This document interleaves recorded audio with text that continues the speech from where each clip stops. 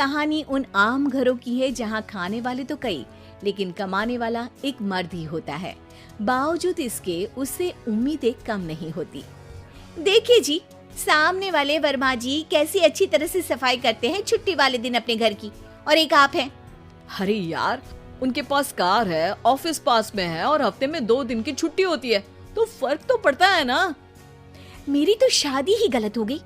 अरे कोई मस्त लड़का मिलता, कमाता भी, घुमाता भी, घर के कामों में भी मदद करता, लेकिन नहीं जी, हमारे वाले को तो कमाने से फुर्सत ही नहीं, और कमाई भी ऐसी कि कोई जरूरत पूरी ही नहीं हो रही है। सुनील बेचारा शीना को देखकर सोचता है कि शीना सही कह रही है। देखने में सुंदर है, घर का सारा काम कर लेती है, उसे तो कोई भी अच्छा लड़का मिल सकता था। क्या सोच रहे हैं? भागने का इरादा तो नहीं है? अरे नहीं मेरी प्यारी बीबी, मैं तो नहीं, पर डर है कि तुम नहीं कहीं भाग जाओ मुझे छोड़कर। शीला सुनील के मुंह से प्यार भरी बात सुनकर मुस्कुराती है। आप भी ना। सुनील एक दिन ऑफिस से घर आता है कि तभी शीना कहती है, सुनिए जी, वो मेरी सहेली आई थी, सारा दिन वो लोग यहीं थे, अब जा रही थी तो मैंने कहा नहीं, मेरे पति छोड़ आएंगे ना तुम्हें, तो रोक लिया मैंने। सुनील थोड़ी देर कुछ सोचता है, फिर कहता है, ठीक है, मैं कपड़े चेंज करके आता हूँ। अरे तेरे पति को तो लग रहा है कि अच्छा नहीं लगा। अरे नहीं, ऐसी कोई बात नहीं है, रुको मैं अभी उन्हें घर के कपड़े देकर आती हूँ। शीना अंदर जाती है जहाँ सुनील पलंग पर लेटा होता है। अरे क्या मजाक है, वो कह रही है कि आपने मुंह बना लिया। सही तो कह रही है, सुबह से अब ऑफिस से लौटा हूँ, एक कप चाय का तो पूछा नहीं, 20 किलोमीटर जाओ और आओ, और फिर कल उसी टाइम पर ऑफिस। अरे यार, मुझे गाड़ी चलानी आती ना तो बोलती भी नहीं आपको, और कौन सा रिक्शा खींच कर जाना है आपको। सुनील अब क्या बोलता। रात देर से आता है और सो जाता है। अगले दिन शरीर दर्द हो रहा है। अरे तो मत जाओ ना ऑफिस, चलते हैं ना मार्केट घूमने, फिर पिक्चर देखेंगे और रात में खाना खाकर घर वापस। सुनील जब सारे दिन की थकान वाला शेड्यूल सुनता है तो वो सीधे सीधे ऑफिस के लिए तैयार हो जाता है। अब आए दिन शीना की डिमांड बढ़ती ही चली जाती है और सुनील उसको पूरा भी करता। लेकिन एक दिन, ए जी, मेरा भाई आ रहा है, उसे 2 लाख रुपए की जरूरत है। हाँ तो मैं क्या करूँ शीना, मेरे पास इतने रुपए नहीं है। हाँ पता है नहीं है, लेकिन किसी से लेकर तो दे सकते हो ना। अरे मैं किससे मांगू, मेरे तो जानने में भी कोई नहीं है जिसके पास इतनी बड़ी रकम हो। तभी वहां शीना का भाई शीनू आ जाता है। जीजा जी कैसे हैं आप? अब मैं ठीक हूँ शीनू, अचानक इतनी बड़ी रकम की जरूरत कैसे पड़ गई? अरे जीजा जी, वो बिजनेस शुरू किया ना, तो उसके लिए पैसे की ज़रूरत है।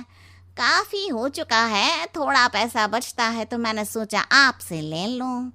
अब देखो, मेरे ऑफिस में कुछ लोग हैं जिनकी सेविंग अच्छी है, मैं उन लोगों से बात करके देखता हूँ।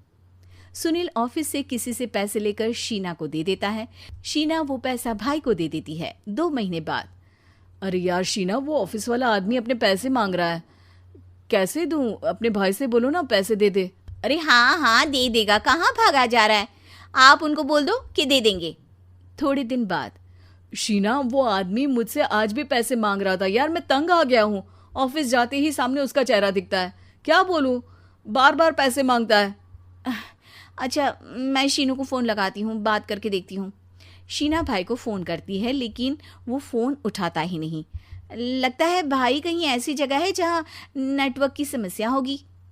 सुनील अगले दिन दोपहर को ही घर आ जाता है। उसका चेहरा उतरा और परेशान सा होता है। वो रोने लगता है।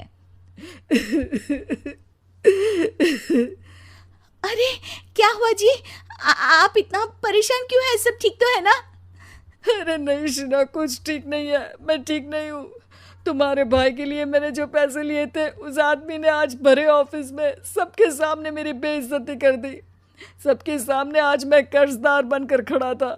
मैंने हर वो प्रयास किया घर चलाने के लिए जो मैं कर सकता था, लेकिन अब नहीं होगा।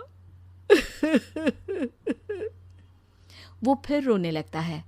अरे आप तो औरतों की तरह रो रहे हैं, मर्द हैं आप।